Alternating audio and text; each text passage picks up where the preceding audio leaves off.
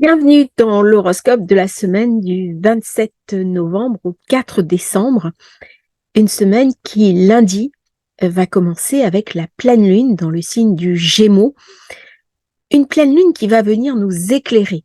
C'est important que vous regardiez dans quel signe, dans quelle maison se situe cette pleine lune. Alors le signe, on le connaît, c'est le Gémeaux, mais tous, nous avons une maison en particulier qui va être éclairée, qui va venir nous montrer, et elle va nous révéler quelque part ce qui est caché. Et c'est une pleine lune qui est toujours un petit peu émotionnelle. Les personnes qui sont cycliques, qui sont dominées par la lune, qui ressentent ces énergies lunaires, ont toujours un petit peu de mal à dormir. Et je reçois beaucoup de témoignages de personnes qui me disent « En ce moment, les pleines lunes, c'est terrible. J'ai des insomnies, j'ai des cauchemars, j'ai du mal à m'endormir. Ça fait monter un petit peu des angoisses et ça vient me raconter ce ciel qui est un petit peu lourd et pourtant avec des belles fenêtres comme Vénus qui va arriver au nœud sud, comme ce quinconce avec Neptune, et même ce carré Neptune-Mercure, qui viennent un petit peu éclairer autrement, amener de la bienveillance, amener de l'illumination, amener un éclairage beaucoup plus spirituel aux événements et aux tensions du moment. Donc c'est une pleine lune, elle se passe en Gémeaux, je vous invite à regarder la vidéo sur le sujet, elle va amener un petit peu d'instabilité. Mercure, dans le signe du Gémeaux, c'est la communication, c'est les échanges, c'est aussi le journalisme, c'est la parole, ce sont les orateurs. Et Mercure se trouve à quel endroit? Eh bien, elle se trouve en exil, en Sagittaire. Ça veut dire que c'est une pleine lune qui est mentale. Elle m'invite à revoir ma première position. Elle m'invite à analyser ce qu'on me dit. Elle m'invite à prendre une attitude beaucoup plus, entre guillemets, universitaire, beaucoup plus de comprendre à fond les choses et de ne pas juste effleurer l'événement qui m'est raconté. Alors, au niveau intérieur, qu'est-ce que ça raconte au niveau de ma vie?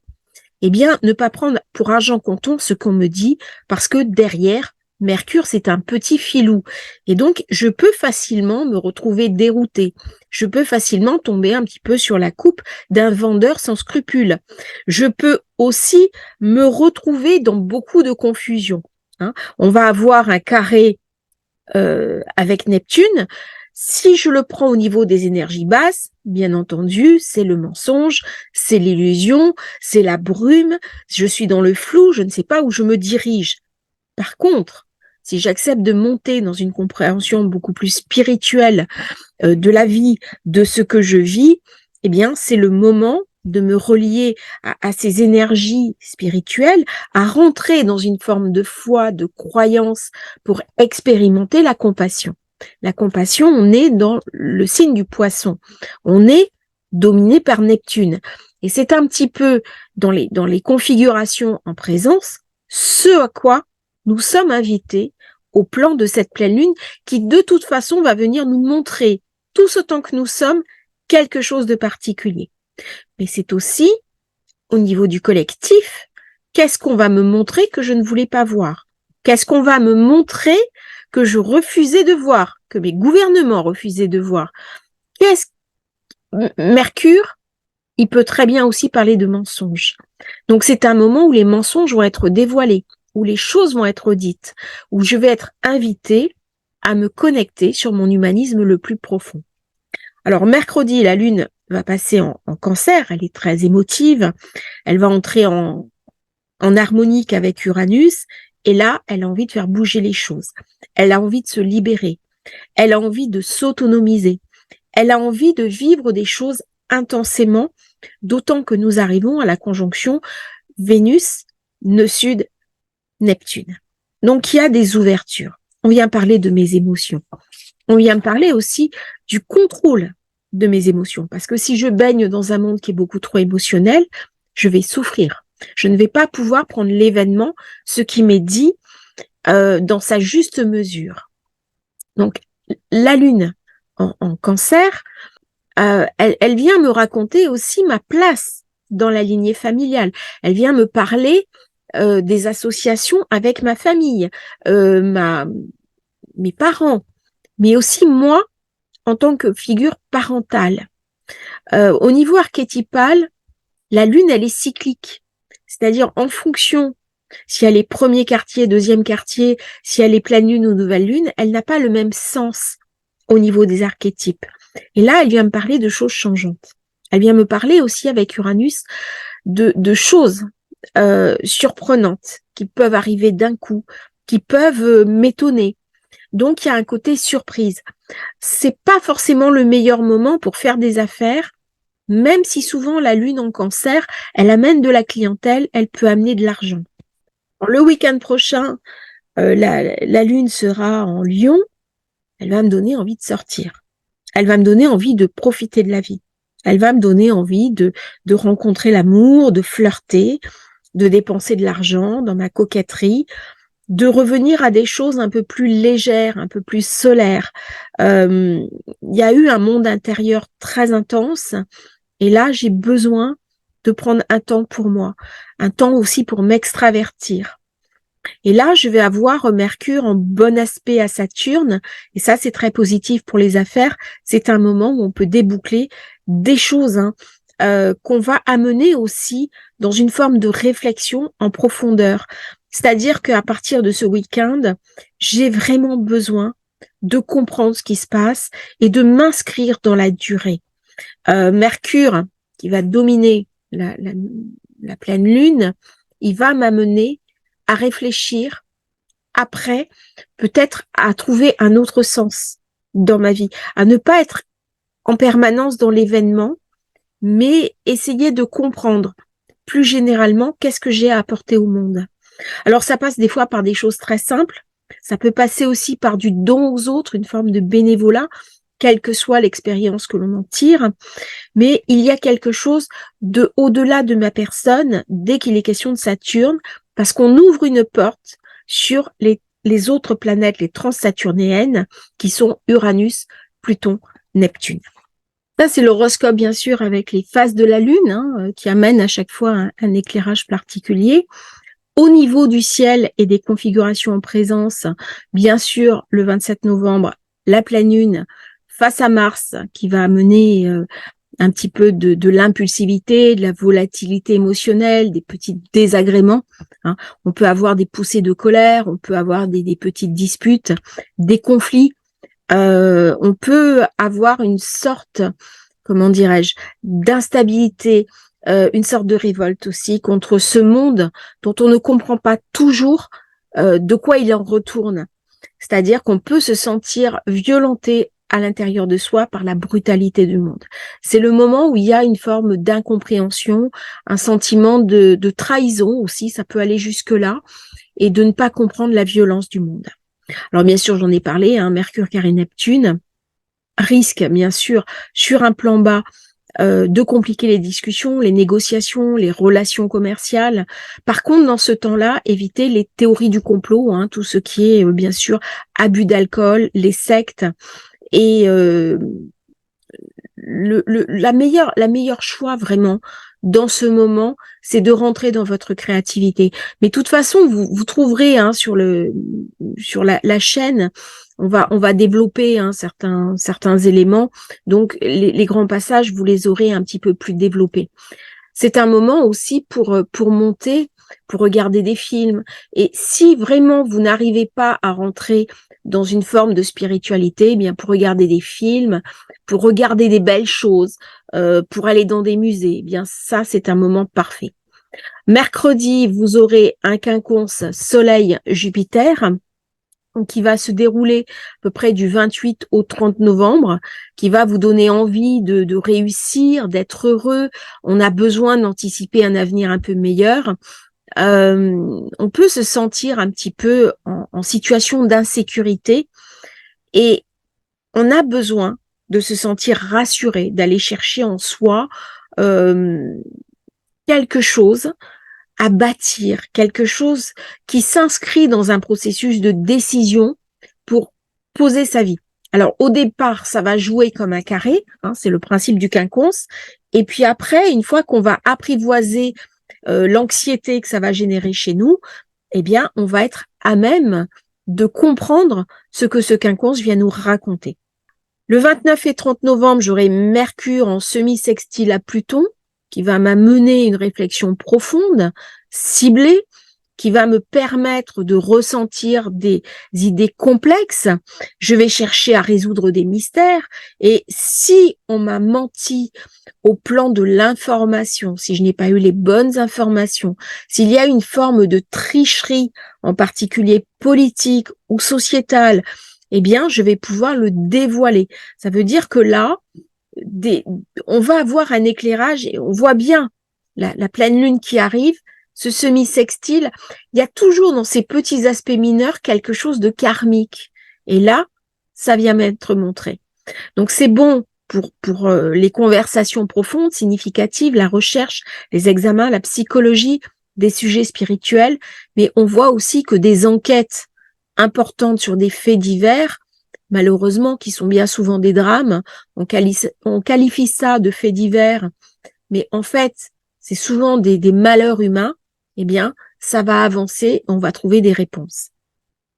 Vénus quinconce Neptune, du 29 novembre au 1er décembre, eh bien, j'en ai parlé dans la vidéo, elle apporte beaucoup de romantisme, mais elle apporte aussi la volonté de rééquilibrer le donner et recevoir en amour. C'est-à-dire que, attention à ne pas trop idéaliser les autres, attention à ne pas trop s'idéaliser soi-même, et si je fais une rencontre, eh bien, cette rencontre va être invitée à rentrer dans le principe de la réalité. C'est-à-dire qu'il y a des rencontres parfois où je reste totalement sur l'abstrait, sur l'abstraction. Eh bien là, on vient me dire, attention, regarde cette réalité. Le 2 décembre, j'aurai Mercure sextile à Saturne, j'en ai un petit peu parlé déjà, en parlant de la Lune. C'est le meilleur aspect de cet horoscope hebdomadaire, parce qu'il va m'apporter de l'autodiscipline, une réflexion sérieuse, de la concentration, des compétences organisationnelles, et j'ai capacité à réfléchir. C'est-à-dire que c'est le moment de prendre des décisions importantes et de résoudre des problèmes complexes.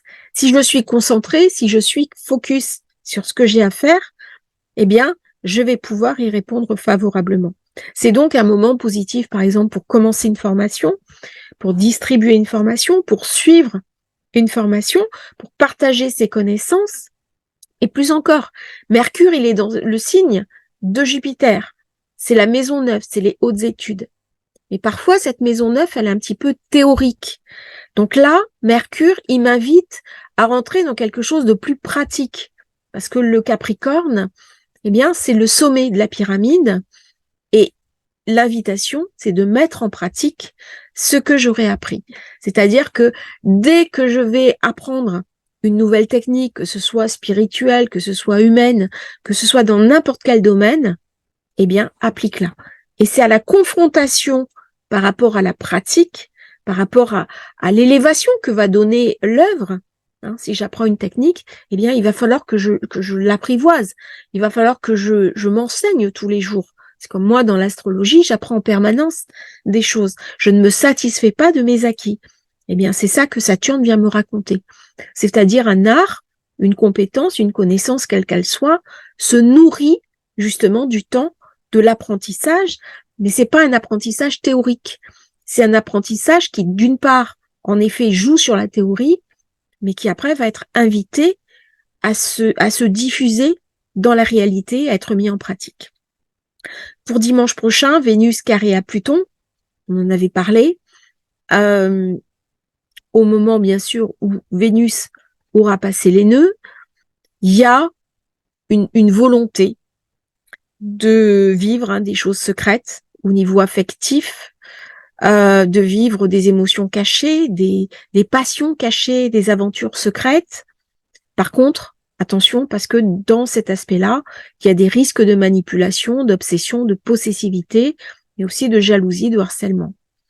Ça peut aussi me donner des attaques sur la chair, parce que Vénus, c'est la chair, et Pluton, c'est ce qui transmute, mais c'est aussi le maître de la maison 8. Donc, il est possible, avec ce carré, en mettant chargé au nœud sud, que malheureusement, on est de nouveau, alors pas comme Mars qui s'est passé au nœud, c'est pas du tout ça, mais qui est une forme de tension, voire même de danger. Par contre, j'ai quand même un équilibre de fond, c'est que j'ai Mars qui est quinconce à Jupiter. Ça va être du 1er au 5 décembre. Ça va amener du courage, de la force, un élan en avant. Hein. Mars, c'est le guerrier, c'est l'énergie, c'est la puissance. Mais Mars, il vaut mieux qu'il soit au service d'une autre planète. S'il est en roue libre, ben là, ça peut être le pire qui est enclenché. Par contre, avec Jupiter, il y a quand même un contrôle. Donc, j'ai envie d'aller de l'avant, j'ai envie de faire n'importe quoi, et Jupiter va dire non, non, c'est sous mon contrôle, c'est sous mon enthousiasme. Et donc, il y a, là, c'est un petit peu les autorités internationales qui vont tempérer les choses qui se passent actuellement de part et d'autre pour éviter de prendre des risques excessifs, pour éviter des erreurs, des accidents qui sont toujours possibles. Donc là, il y a la volonté, un appel d'autodiscipline et de maîtrise de soi.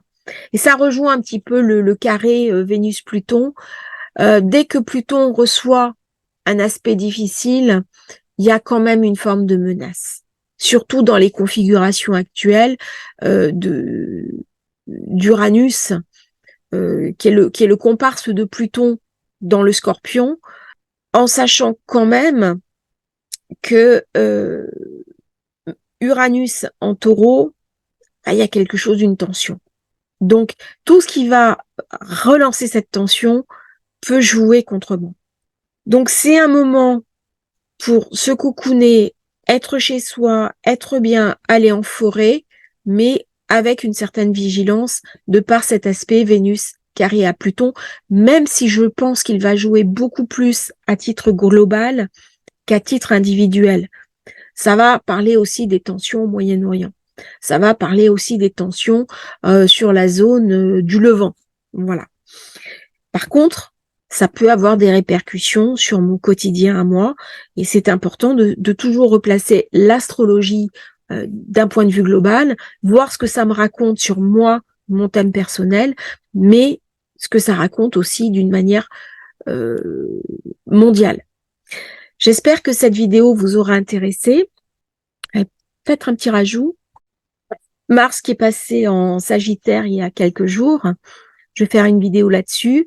Et puis Vénus qui va passer en Scorpion. Donc, vous voyez le glissement d'une Vénus qui est quand même diplomate, conciliante, à quelque chose de beaucoup plus guerrier, de beaucoup plus engagé, de beaucoup plus dur. Ça va se passer la semaine prochaine.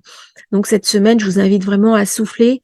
Les personnes qui aiment méditer, à vous gorger un petit peu de positivité et puis d'accompagner un petit peu les propositions en termes de méditation, en termes de bien-être que viennent ouvrir Vénus en Balance et Vénus conjoint au nœud sud. Je vous remercie d'avoir suivi cette vidéo.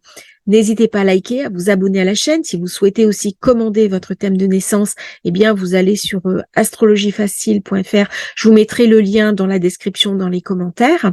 Et puis, à bientôt sur une nouvelle transmission pour Astrologie Facile.